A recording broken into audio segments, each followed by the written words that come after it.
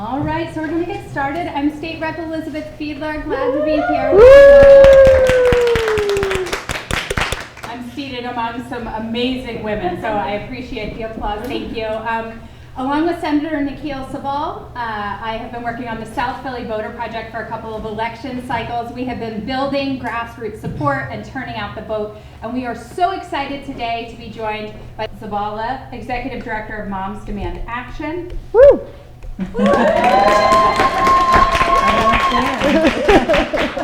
we're going to let each guest introduce themselves. I'll just tell you who's up here, and then I'm going to turn it to each of you to offer some words about the work you have done. Fatima Goss-Graves, who is appearing in her personal capacity and who we're so glad to have. And I-Jen Poo, President of the National Domestic Workers Also Alliance. personal capacity. You're in personal capacity. Many are familiar with author of an amazing book and a true leader when it comes to this work on care. So let's have a round of applause. Angela, we'll start with you. If you could just tell us a little bit about the work that you've done and your role in this election. Yes, well, I'm so thrilled to be here, and thank you all for being here on this lovely Saturday morning. I love the energy I'm feeling. Angela Zavala has said, thank you for saying my name correctly, I love that. And I have been organizing for over 20-something years in so many different issue areas, and mostly what drew me to organizing was thinking about my mother and grandmother. And we grew up, my grandmother had 10 children, and she was poor. She raised them on her own, and she would tell stories about getting off the bus after work and going by this pizza shop, and it was in Philly, so we're originally from Philly, my grandmother was here. There was a pizza shop on her way home, and she didn't go through the front door to go bring a pizza home. She went around the back because at a certain time of day they would throw out the crust that some of them had a little mold on it, but just old, they would discard food, and she'd get it and take it home to her kids. But she was such a dignified, like she worked really hard and to raise these 10 children. And what I learned from my grandmother and mother is the ability to make change on your own. Their Superman was not coming for them. And when we think about low income, thinking about even economy, care economy, thinking about racism, all the things that were happening around them, their ability to mobilize and bring people together in community to make a change was important, and it stuck with me. And so I've been in many movements, from immigrant rights to racial justice to reproductive health rights and justice, and now gun violence prevention. And what drove me to all of these were just the commonality of the role of women in many of these places and holding community together. So I love the Harris Walls ticket because they know precisely what we need as women, as people that care about their community. When we think about gun violence prevention, this being the leading cause of death for kids in our country, I know that Vice President Harris really puts forward in front the lives of children, the lives of community, to make them safe, and has done this throughout her career. So I'm here because I want to make sure that we put her in the White House so that we can continue the great progress that we've made on many issues that impact our community.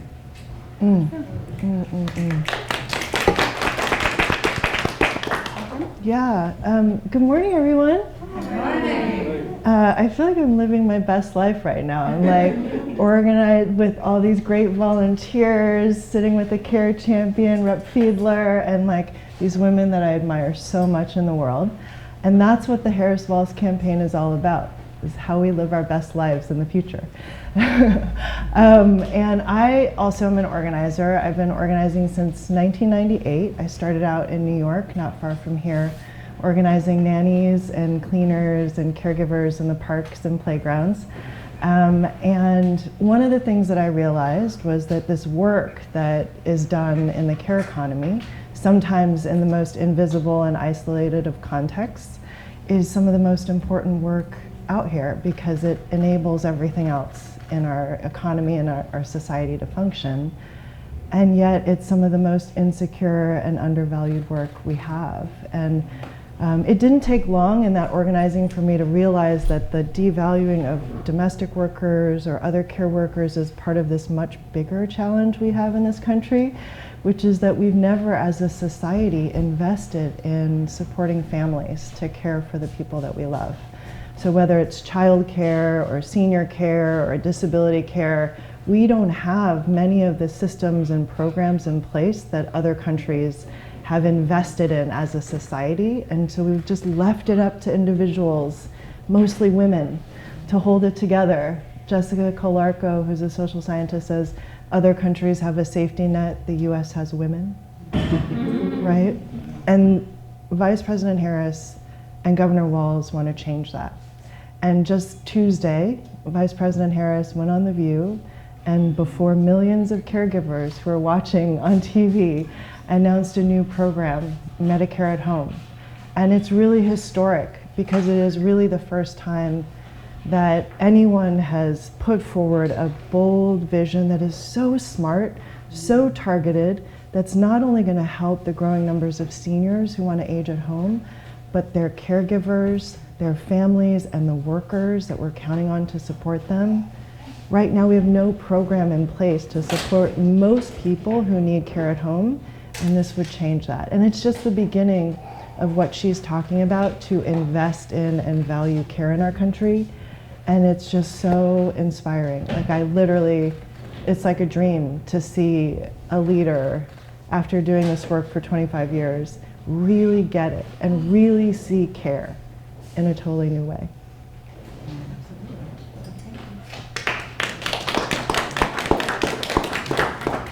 Hi everyone, I'm Fatima Goss-Graves, and I got up very, very early this morning. I'm gonna bore you. But you know, I am a lawyer and a fighter for gender justice. And my day job, I lead the National Women's Law Center's Action Fund and the Law Center. But in my everyday bones, I get up every day and think about what it would look like to build a country where women are valued and seen and free and cared for and secure. Because I'm clear that when that happens, that whole communities have that experience. And the quote around that women are the social safety net for this country, I think about it in two ways. Both of my grandmothers were domestic workers, but when they would describe what they would do every day, is that they cared, and they cared for everyone. They cared in their jobs, they cared in their unpaid work, they cared for their communities. And both of them, I will just say, their work was hard and undervalued, and they were unseen. That was true for one grandmother in the South, that was true for another grandmother in the Midwest. And so when I think about how close we are to electing a team of leaders in Kamala Harris and Tim Walz, who see the work that my grandmothers did as valuable and urgent and critical for not just their families, and it's like a nice thing for families, maybe, but understand that it is an urgency for our economy. I get like very special chills. Right? I'm like, are we doing this? Are we? Yes, is we this are. real? And so that's one thing. And then the second thing I just have to say, I don't know about any of the rest of you in this room, but I was one of the many people who were trying to do that, working in caregiving at the very same time during the pandemic. How old was your? Oh, 7 now. 7 now. So you were working in caregiving at the same time. That's right. Yes. And all the other things. Yeah. And I just think you never forget what that was like. Yeah. I will never forget what that was like to have a broken infrastructure crumble so deeply. And we can never forget. And we know that they will build a care economy, that they will put forward bold ideas like Medicare at home so that our aging and disabled family will have care, that child care, paid leave. Like, we shouldn't pretend that the unacknowledged and invisible labor of women is not. Right? They know that it's not. So that's why I'm excited.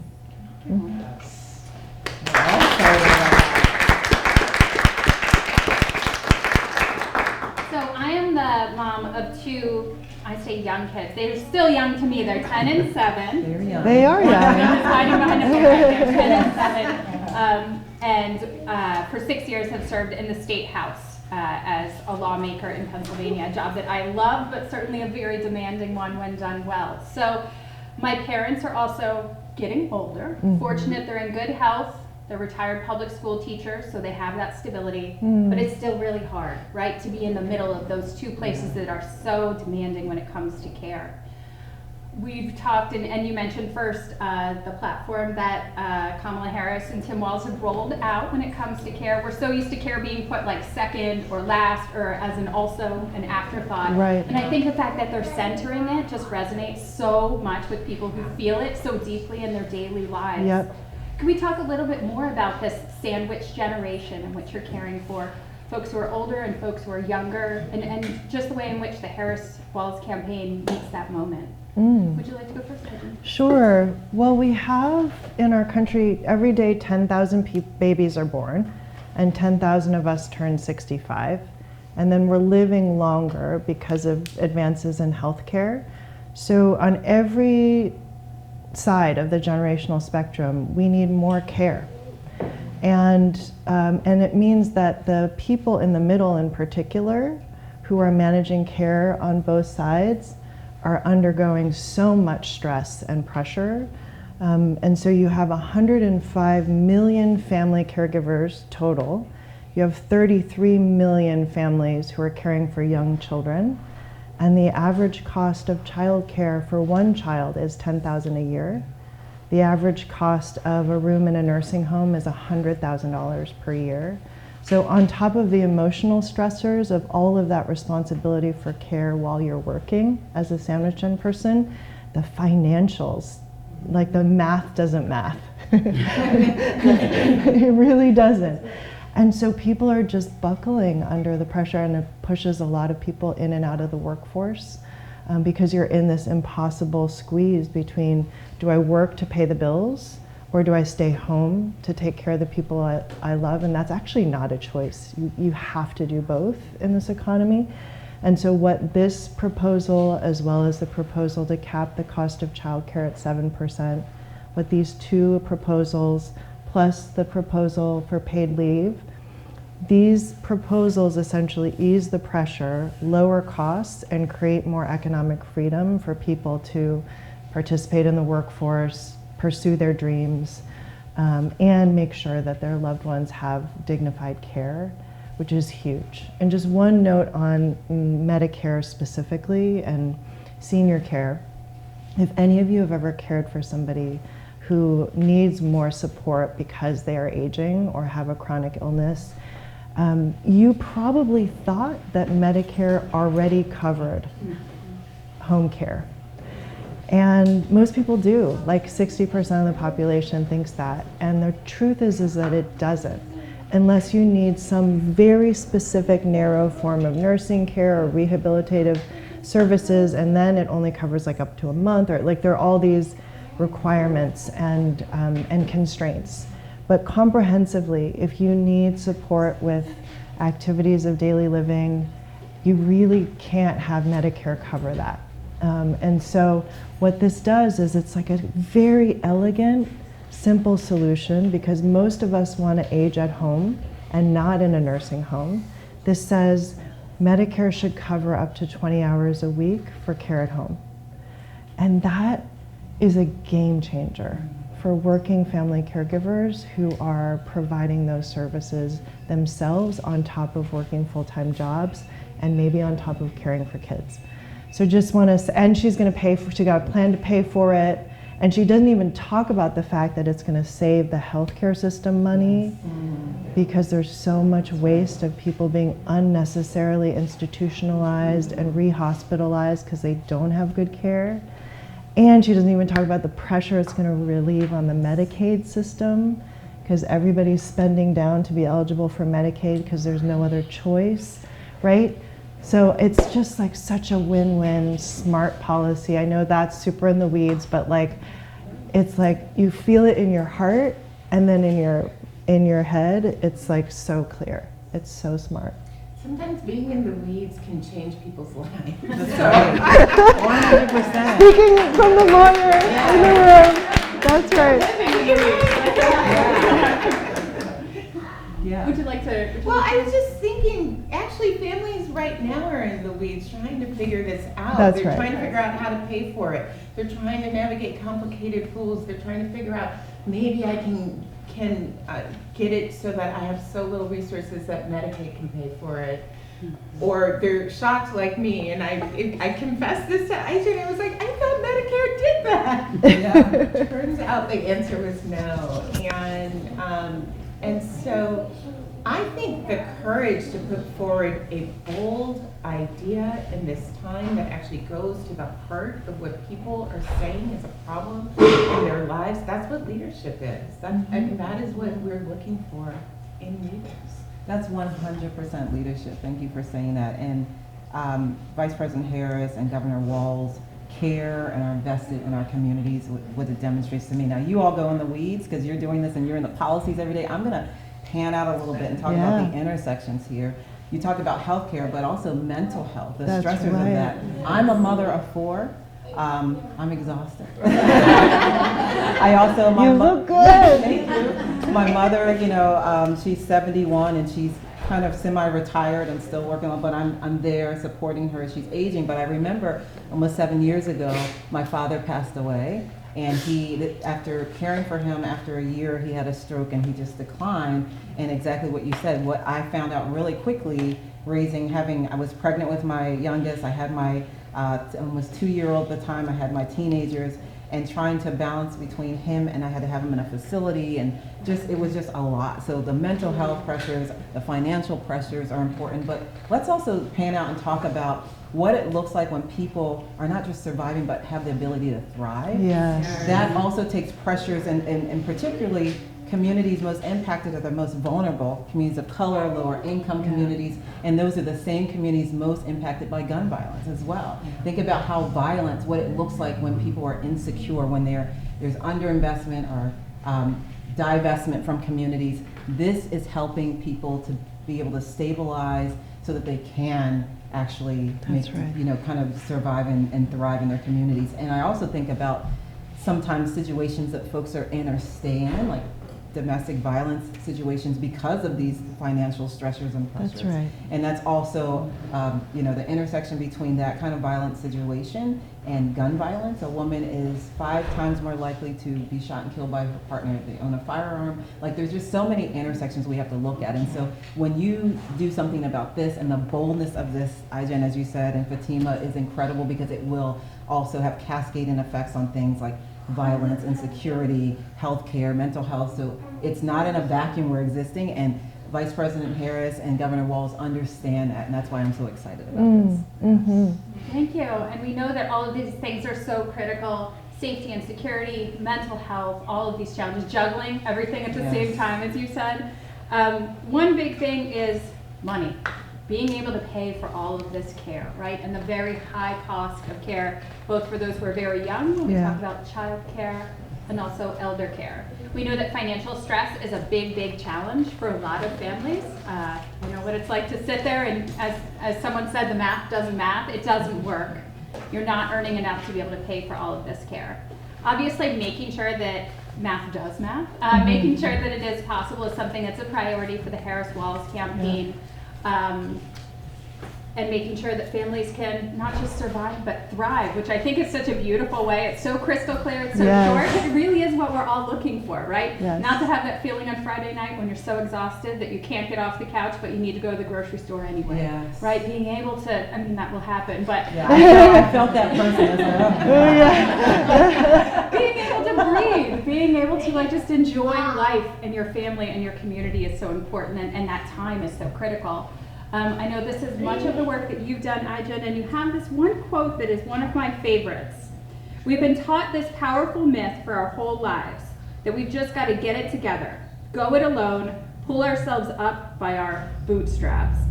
But the truth is, once we're born, we are part of an incredible web of human interdependence. And I think that gets at so much of what we're talking about.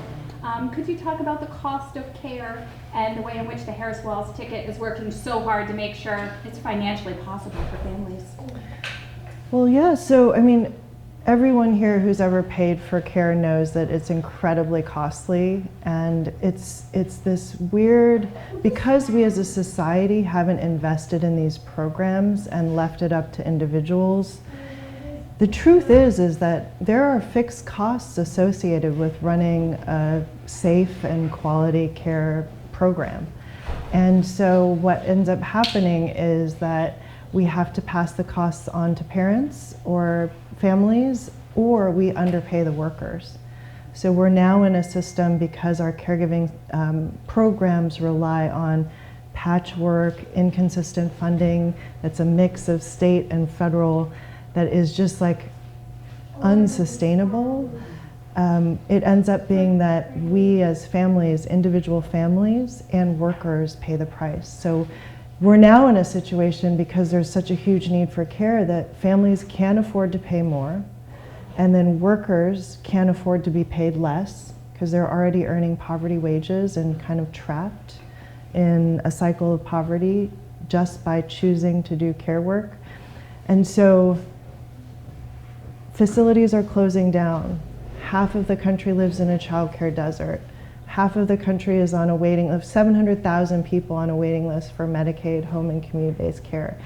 This is completely unsustainable. It's a house of cards, and what the Harris Walls campaign sees is all of these really smart ways to invest, to support this infrastructure, to not only stabilize, but give people access to care and help people afford care and help the wages go up so that workers can sustain in doing this work. So it's Medicare at home, it's paid family medical leave, it's capping the cost of childcare, and it's raising wages for care workers. Today, about 300 care workers will be kicking off a big canvas in Milwaukee, and I know these canvases are happening throughout the state of Pennsylvania, of care workers who are knocking doors for this campaign, because they are so clear that this ticket is who offers them the opportunity at a better life, better job, dignity, respect that is so long overdue. Fatima, would you like to share from your professional or personal? Yeah, I think about, when I think about childcare and elder care and the situation that we're in right now, we had been taught this myth that the struggle we were facing was like a personal failure. That it was like you didn't work hard enough, or you didn't get it together, you weren't organized, your spreadsheet wasn't good enough. And the truth is, that was a myth. And so that in this moment, there is a chance for us to name that care is actually foundational for all of us. Businesses actually were the ones who were saying that the loudest in the pandemic. Mm-hmm. It surprised me to see such a wide range of businesses saying, we won't be able to have enough workers if we can't actually work to their full potential. That's right. So we gotta fix that. And what was getting in the way, people were finally saying out loud, was care. Mm-hmm. So we've had everyone from businesses, from the Treasury Department, from the Fed, from local leaders who are saying, actually, when I've polled people, the thing that's getting in the way for folks filling jobs is care. So the consensus around it is wide, and it is not just the personal stories that you might have with your friends that I think everyone knows now. And I think it is our time, with the bold ideas that Harris Walls are putting out, for us to remind that there are actual solutions to this math problem. We don't just have to say the math doesn't math, oh, that's too bad. And that it's not just a personal problem, it's about all of us. Mm-hmm. I think that's so important. A lot of us feel it very personally, and I think it's useful to reiterate that it is a societal problem, it's a systems problem. Angela, would you like to add anything from No, your work? I just say all I ditto to what has already been said here, and I just think what it does, I always like to pan out and just think about what it looks like when folks are taken care of. I always like to say this, we know what's at stake, we know where the problems are, but this gives us an ability to see possibility and how incredible that is, especially when we think about just as simple as like raising our children. Right. Giving them a level and even playing field so that if you are in a community where you have parents or where they're care workers, you still have the same opportunities and ability to like enter, whether it's education workspace, as someone that has a parent that is, who knows, like on Wall Street. It's the same thing. So I think what's so beautiful about this is just bringing people to a place where they can, again, I keep saying this, thrive. Because when we thrive, we're more secure, we're safer in communities, and so many of the issues that we care about begin to have, like, the problems are addressed, right? Because of just taking care of the people that are taking care of us. It's so important and so critical. And I love that you say this, Fatima. During the pandemic, we all, if you didn't learn, I mean, I don't know what you were doing, but I learned really quickly. And I'm never forgetting. Yes, never forgetting. I mean, we already knew, and we would talk about it, and it was, I wouldn't even say theoretical. We just knew that this is what you needed, but when you had to actually be in it and say, oh, wow, this is a little glimpse of what it looks like when we don't have those protections, and we cannot function as a society, and we are interconnected, and I love that you say that.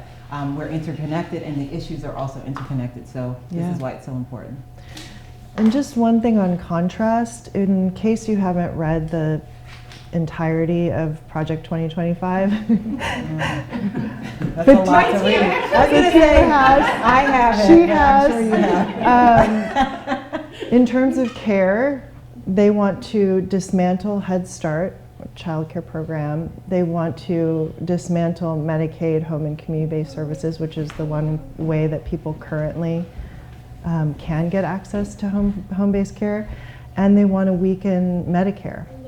And then when you ask J.D. Vance what the plan is for kids who need care, it's call your grandparents, which is not even a concept of a plan. So, so it's pretty stark on this front, and it's worth just saying, like, they say that they're about families and life, but this is where it's really obvious and stark that that is actually not the case. And that actually gets us to the last question I wanted to ask about, which is the Trump-Vance ticket claims a lot that they are pro-family. It's something that they say over and over. I want to give us, just as we close out, the chance to correct the record. And Angela, if you would do us. I mean, this hits us all hard, but in particular, I get so pissed off. Yeah. Really upset. Like I said earlier, the leading cause of death in this country for kids are guns. This is not some inevitability. We actually have solutions and we can do something different about this, but instead they are backing and following along with the gun lobby and extreme gun industry that wants guns everywhere for anyone at any time. It's making our children, our families, our communities unsafe. It's unacceptable. After a shooting in a high school in Perry, Iowa last year, former President Trump said, you know, we got to get over this. It's sad, but it's time to get over it. J.D. Vance said, this is a fact of life. Unacceptable. Who thinks that's okay? That this is a leading cause of death for our children. This is impacting our communities in so many ways. So we already know, we don't have to guess what will happen. The progress that we've made together to keep our communities safe, whether it's gun violence prevention, whether it's making sure they have access to jobs and living wage and beyond that can thrive, whether it's access to reproductive health care and bodily autonomy. They've already told us what they're going to do. And the contrast couldn't be more stark. When we talk about Harris-Walz ticket, we talk about Vice President Harris, her entire career has been taking care of folks and putting families and communities first and keeping them safe. As Attorney General, as Senator, and now as Vice President, we've seen so much happen when it comes to gun violence prevention with this administration. Vice President Harris, leads the first of its kind Office of Gun Violence Prevention and is doing incredible work. There have been executive orders that have come down that are doing everything from making sure that there's deep investments in mental health when it comes to our schools and our children, when it comes to rules about ghost guns and trafficking, you name it, secure storage. There's so much going on, and also investing in programs on the ground, groups and organizations that are doing the community violence intervention on the ground. That, by the way, during the pandemic, we're also showing up to provide service there and are putting their lives on the line. So there's no more of a stark contrast than this. Vice President Harris and Governor Walz are going to do everything to keep our community safe, and that's why we're doing everything at Moms Demand Action, Students Demand Action, Every Town for Gun Safety to go all in to make sure they're elected so that we can continue on the progress that we've made. Woo.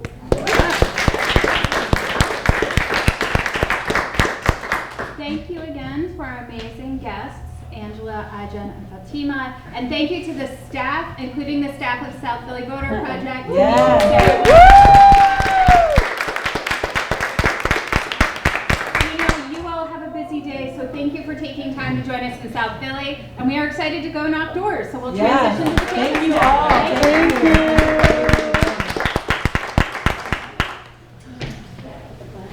Phenomenal job. I got myself fired up. You did. I was hired Oh, God. Our teacher forgot to lock the door. Harrisburg, back to this, huh? See, this is what we're doing. We're practicing for the It's not okay. It's not okay. I live it when I think about it. And the fact that they say, Yay. Responsible for AERP for 22 years. Nice to see you. I've been before the events. Yes, David John, Gary you're Koenig, Yeah. a lot of folks at PPI have been working on caregiving. So I just wanted to meet you. I was like, I saw you at this event.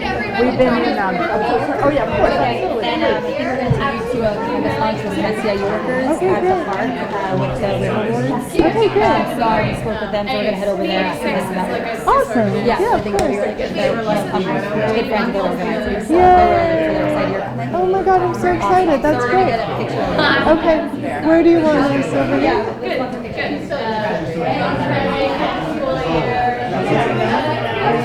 oh, yeah, of course. Hi, sweetheart. I love your dress. Hi. So nice. Yay. Nice to meet you. Yeah. There were.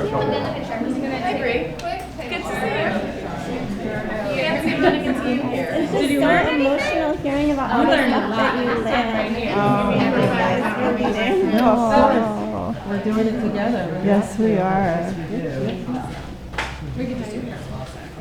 I was looking at which thing I want to be up. You first. We can put one in the Yeah, second. okay, You want to hold that? All right. All right, you got it. I got it. Good.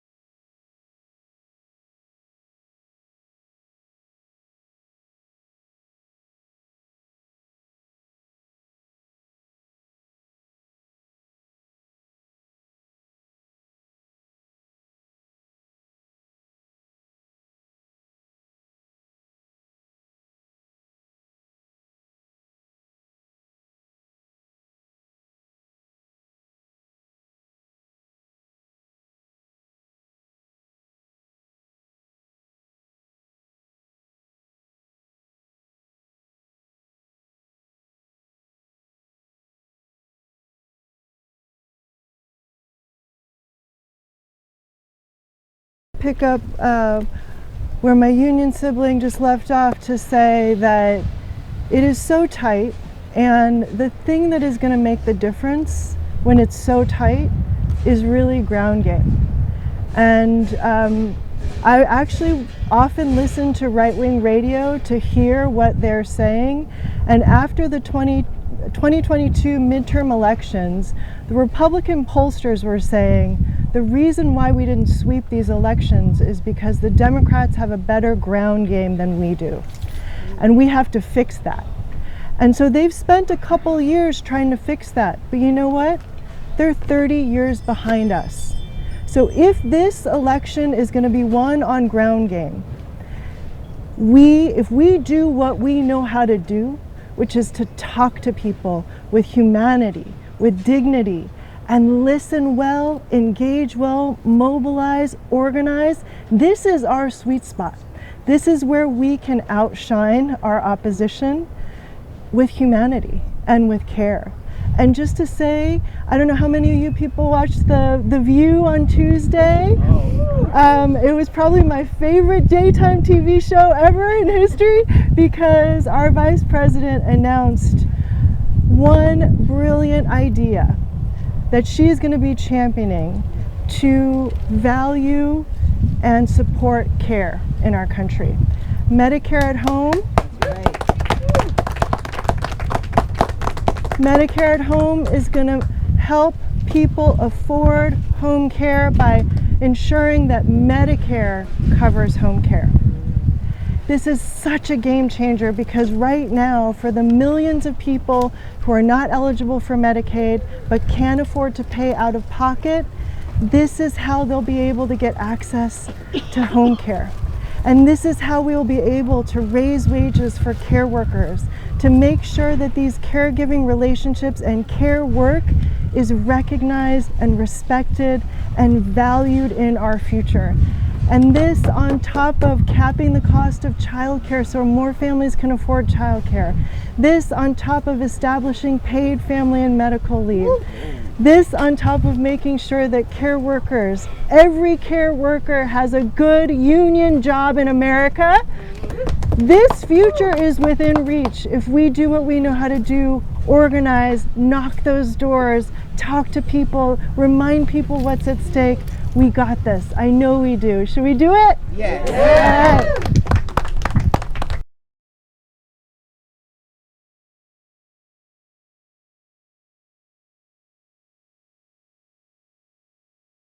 All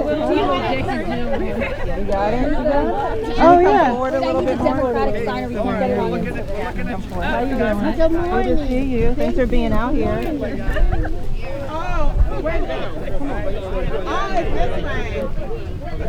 We need some loud direction. Vote! Say it one more time. When we vote, vote! When we vote, we win! When we vote, we win! When we fight, we win! When we fight, we win! When we vote, we win! When we vote, we win!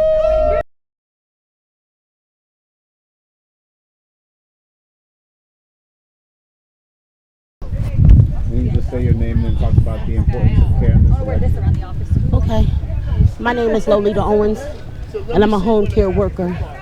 I fight for what's right and what's just for consumers and caregivers across this country. We know that care is so essential. There are so many that want to take and have care in their homes. So we must continue to fight for what's right and what's just. For those that want the services in their homes, that need it, is what we have to fight for. So let's all stand up and fight for what's right.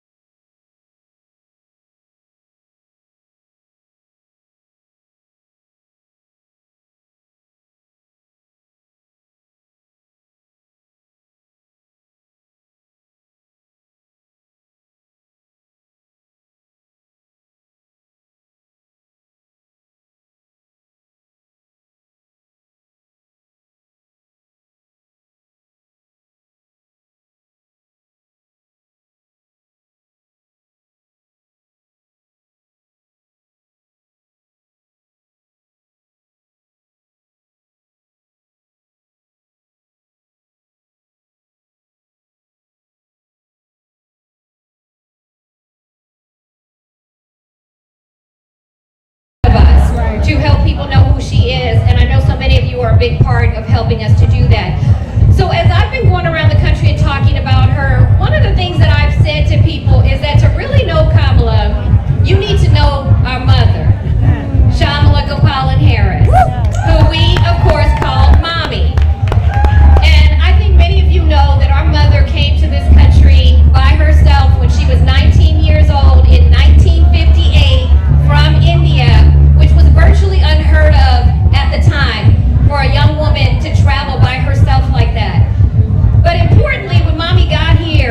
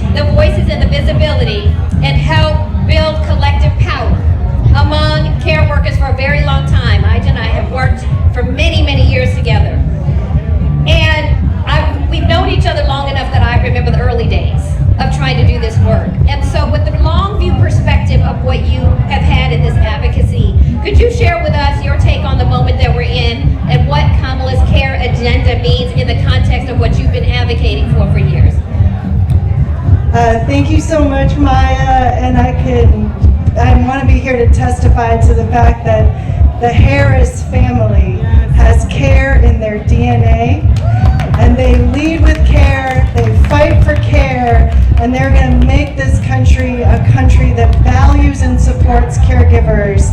I'm proud to be here in my personal capacity as somebody who's advocated for caregivers for more than 25 years, and I have to say that we have relied upon the work and the sacrifices and the impossible choices of women, and overwhelmingly women of color, to make sure that our families and our country have the care that we need. And what Vice President, soon to be President Harris, is proposing is that we actually put the systems and the policies in place that other countries have to support care. And this new policy of Medicare at home is game-changing, because most people who have an aging parent, there's 105.6 million family caregivers in this country. We don't have support. If we want to get support, we have to completely spend down our assets and impoverish ourselves to be able to get access to that support. Most of us can't afford to pay out of pocket, so we have to make these impossible day-to-day choices between care or going to work to pay the bills, and that's not a choice at all. And what Vice President Harris is telling us is, no, we can have a different future. We can have the kind of economic freedom that will allow for our elders to live with dignity, our caregivers to earn a decent wage and have real economic security, our family caregivers to go and pursue their dreams and contribute to the future of this country, and our kids to have access to the care they need to realize their potential in life. That is the future. That is why there are millions of caregivers who are joining this movement, who are knocking doors right now in every battleground state to elect Vice President Harris. Please know that we are unstoppable as a movement for care. IG! First of all, hello to my sorors. Hello. There they are. I'm honored to be here. The thing that scares me most about the situation we're in is that everybody on this planet right now, before they leave, will either be a caregiver or receive care. Some of you will do both. So this is an issue that affects every single one of us. A little bit about me. 11 years ago, I was on a show called Community. At the same time, my dad got diagnosed with dementia. As soon as that show was canceled, originally, I went to Cleveland and got my dad and took care of him for 11 years, up to 4 months ago, when I could no longer care for him in my home. This policy that Madam VP and hopefully soon Madam President has implemented and is hoping for will change things for people like me and maybe future you, because we'll be able to care for our loved ones in the home with assistance. When I left my job, I was a person of means, so I had the money to bring Dad in and take care of Dad, but I still had to fight with the medical system to make sure he got everything he needed when he had his fall and had his rehab. I don't want anybody to have to go through what I went through, especially people that make less than me, because it's a bigger hurdle to cross. So we need to get together and understand that we're in this together. We need to vote for people that care. People that care will care for you. So you talk to people and find out, listen to them. Who do they talk about the most? Do they talk about themselves and their issues, or do they talk about you and your issues? Do they have a plan for themselves, how they can maybe stay out of jail? I don't know. Or do they have a plan for how you can thrive in your life?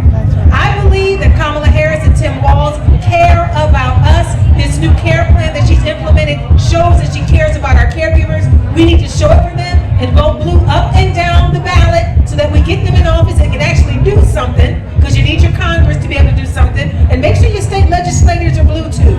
It starts there. I'm gonna get everybody in. If you're not registered to vote, go to vote.org, iwillvote.com, or When We All Vote, and get yourself together. Thank you for having me.